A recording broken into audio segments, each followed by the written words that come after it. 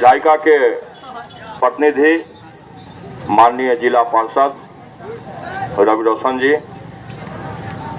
हमारे बीच उपस्थित राष्ट्र निर्माता के रूप में चर्चित हस्ताक्षर एवं शिक्षा की ज्योति जलाने के साथ साथ समाज सेवा में अपनी भूमिका को पूरे जिले में प्रदर्शित करने वाले शिक्षक दिलीप कुमार जी, आज के इस कार्यक्रम में उपस्थित रेलवे ट्रेड यूनियन के नेता, बड़ा ही ऊर्जावान समाजसेवी भाई संतोष कुमार निराला जी, हमारे बीच आज के कार्यक्रम में मंचासीन विधायिका की सबसे निचली इकाई ग्राम सभा के सरपंच प्रतिनिधि के रूप में उपस्थित साथी पूसा प्रखंड के माननीय राष्ट्रीय युवा स्वयंसेवक रोशन कुमार जी, नेहरू युवा केंद्र कल्याणपुर के राष्ट्रीय युवा स्वयंसेवक मोहम्मद एजाज जी, हमारे बीच युवाओं के बीच में नई चेतना के संचार में हमेशा अग्रणी भूमिका निभाने। सुन रहा था आपके विचार को कि कोई लोग बोल रहे थे ट्यूशन जाना है, लेट हो रहा, तो हम बड़ा कम बोलेंगे। सबसे पहले तो तमाम विजेताओं के प्रति अपनी शुभकामना प्रकट करते हैं।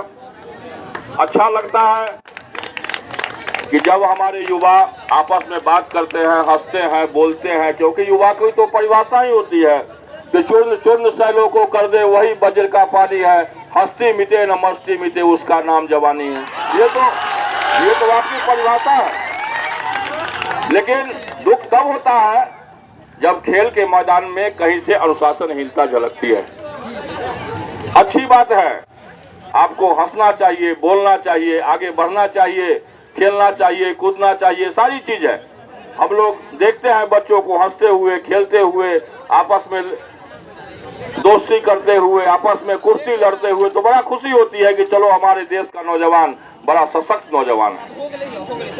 और मैं आपको बताऊं कि आप वो नौजवान है जिस नौजवान से इस देश की दिशा नहीं बदली है, इस पूरे विश्व की दिशा उस नौजवान से बदली है। मैं आपको इतिहास उलट करके बताता हूं कि विश्व के अंदर जितनी भी क्रांति हुई, चाहे रूस के अंदर में वो स्टालिन की क्रांति हुई, चाहे जर्मनी के एकीकरण का सवाल हुआ, चाहे वो नेल्सन मंडेला का सरकार बना अफ्रीका के अंदर में, या जितनी सारी या हमारे देश में स्वतंत्रता संग्राम का आंदोलन हुआ, जब उन सारे आंदोलनों का सर्वे हुआ तो उसमें अगर सबसे अगुआ दस्ता के रूप में किसी दस्ता का नाम आया तो दोस्तों वो संगठन के पास इतनी क्षमता है कि इस संगठन के प्रतिनिधि कार्यक्रम में राष्ट्रीय स्तर तक नहीं विदेश तक पहुंचते हैं। प्रत्येक साल हमारा 50 नौजवानों का नेहरू युवा केंद्र का प्रतिनिधि मंडल दूसरे देश में जाकर के अपना झंडा फहराता है। पिछले साल भी जर्मनी गया है, जापान गया है, और विदेश में युवाओं को चिन्हित करने वाला एकमात्र संगठन ये नेहरू युवा केंद्र संगठन है। उस संगठन के कार्यक्रम में आप बैठे हुए हैं, आपकी गरिमा होनी चाहिए, आप में अनुशासन होना चाहिए कि आप किस तरह से बैठते हैं। हमारे लोग बोल रहे थे, यहाँ से मन से बोल रहे थे, मैं देख रहा था। ठीक है, काम होना अच्छी बातें हैं, कोई बात नहीं है, काम तो होता ही है नौजवानों का, लेकिन आपको ये ध्यान देना चाहिए। हो गई हो पीर पर्वत ही पिघलनी चाहिए, इस हिमालय से कोई गंगा निकलनी चाहिए। आग मेरे सीने में न सही, तेरे सीने में ही सही, हो कहीं भी आग लेकिन आग जलनी चाहिए। ये आपका शुरुआत है। ये प्रखंड स्तरीय प्रतियोगिता शुरुआत होता है। इस शुरुआत से आप आगे बढ़ेंगे और राष्ट्रीय स्तर तक पहुंचेंगे। हम जब किसी सभा में जाते हैं तो हम ये नहीं देखते हैं कि कौन युवा हल्ला कर रहा है, कौन युवा क्या कर रहा है, नहीं कर रहा है, क्योंकि हमारा काम तो आपको कहना है और आपका काम है कि आपको कहां तक उतरना है। और जो खेल के प्रति जो नौजवान होगा, जो सच्चा खिलाड़ी होगा, वो निश्चित रूप से अनुशासित भी होगा। अगर उसमें अनुशासन नहीं है तो वो खिलाड़ी कभी नहीं हो सकता है। वो खेलेगा, कहाँ तक खेलेगा? वो गांव तक खेलेगा, गांव तक रह जाएगा, बहुत करेगा तो जिला तक रह जाएगा। जिस पप्पू जी जिस राष्ट्रीय स्तर पर पहुंचने की बात कर रहे थे, वहाँ तक वो नहीं पहुँच पाएगा। हमको विवेकानंद जी की वो घटना याद आती है। विवेकानंद जी शिकागो से लौटे थे भाषण दे करके, और कलकत्ता में उन्होंने सभा किया था। उनके सभा में मात्र 100 नौजवान उपस्थित हुए। विवेकानंद जी से किसी ने पूछ दिया कि विवेकानंद जी, आपके जैसा बड़ा संत और आपकी सभा में मात्र 100 लोग हैं। विवेकानंद जी ने कहा था कि हमें यही 100 लोगों की जरूरत है, क्योंकि ये सारे नौजवान जो हमारी सभा में आए हैं वो अरियल और करियल नौजवान हैं। अरियल और करियल नौजवान से देश बदलेगा, मरियल और सरियल नौजवान हमको नहीं चाहिए। और इसी नौजवान के सहारे हम कलकत्ता की बात को छोड़िए, पूरे देश को बदलने की क्षमता रखते हैं। तो जब मैं कहीं पर नौजवानों के बीच में बैठता हूँ तो मैं आप में विवेकानंद की छवि देखता हूँ, मैं आप में भगत सिंह की छवि देखता हूँ। आप इस छवि को बनाइए।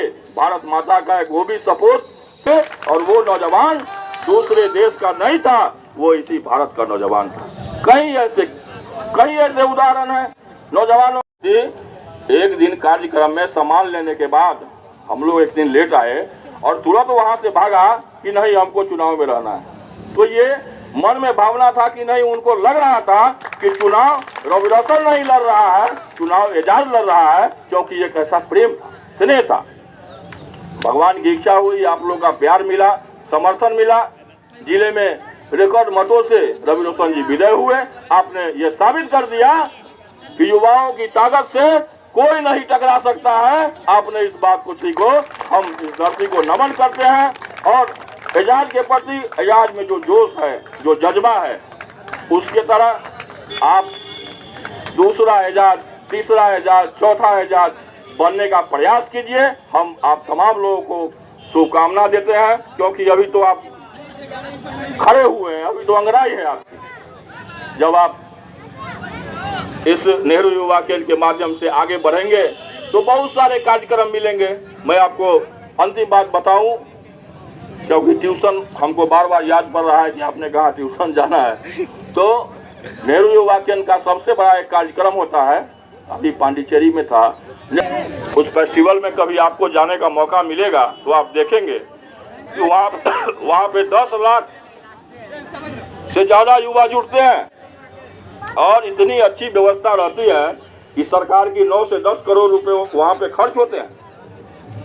आपको लगेगा कि ये युवा कहाँ से पांडिचेरी से है, ये युवा कहाँ तो बंगाल से है, ये युवा कहाँ तो आसाम से है। और वहाँ जब आप देखेंगे तो विभिन्न भाषाएं, विभिन्न तरह की भाषाएं बोली जाएंगी, विभिन्न तरह के लोग रहेंगे, लेकिन हर एक लोगों में, हर एक नौजवानों में जो एक जज्बा रहेगा, वो एक मात्र जज्बा रहेगा कि हम इस देश के नौजवान हैं, और वो नौजवानों का संगठन नेहरू युवा केंद्र है जो इस तरह के कार्यक्रम को अंजाम देता है। अभी 22वां या 23वां पांडिचेरी में क्या युवा उत्सव,